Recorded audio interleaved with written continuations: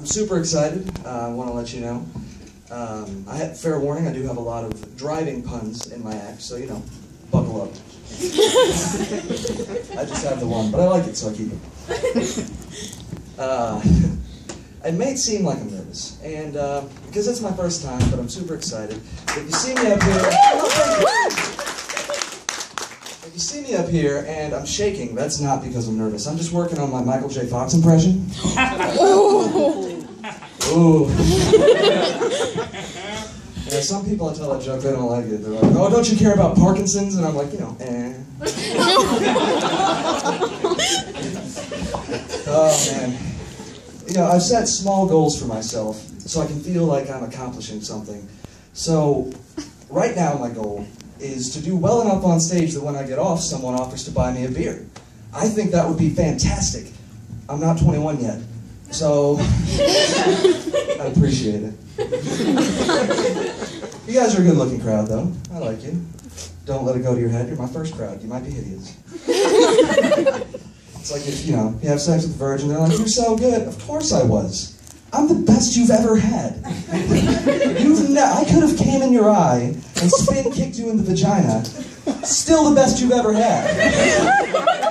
It won't be until later that you're like, well, maybe this, you know, this vagina kicking isn't part of the process. I will say that being a new comic reminds me a lot of being a virgin in one particular way, and that is that it's ending tonight. No, I'm kidding.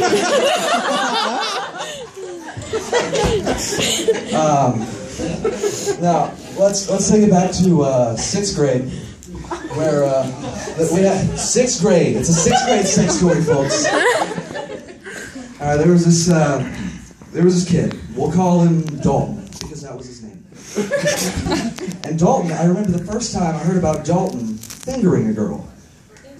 I was blown away, guys, because I was still nervous to hold a girl's hand, right? I would go to hold her hand, my palms would get sweaty, knees weak, arms heavy. I start talking like Eminem when I get nervous, and chicks don't dig that.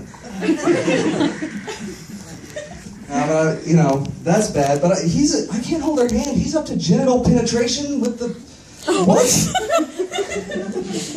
Okay, fast forward a year, 7th grade, same kid, Dalton.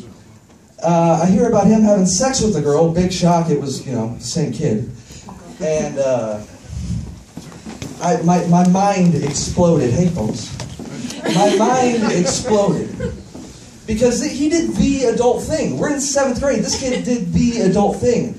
In reality, he was, you know, probably not emotionally well adjusted and, you know, probably got diddled by his uncle.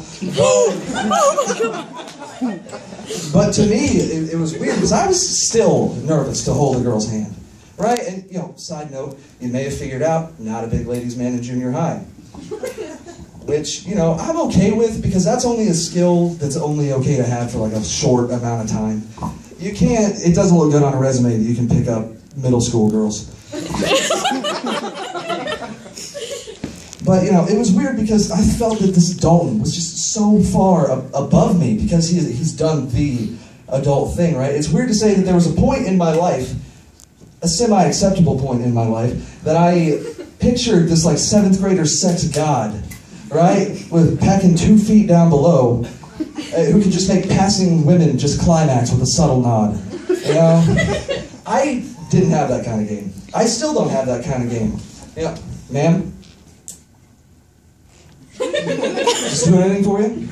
No? But if that 7th grader was here, I'm going to stop that sentence right there. It's getting weird. But as I got older, sex became more achievable. More of my friends were doing it. And they were like, it's so good, you got to try it. And that brings me back to my original point. Every source I've heard about comedy is they're like, oh, it's so good, you got to do it. And, you know, with sex, it got to the point that, you know, I'd stick it in anything. That would be consent. So the moral of the story is that I really want to do comedy, and I'm willing to stick it in anything, and you guys are it. It's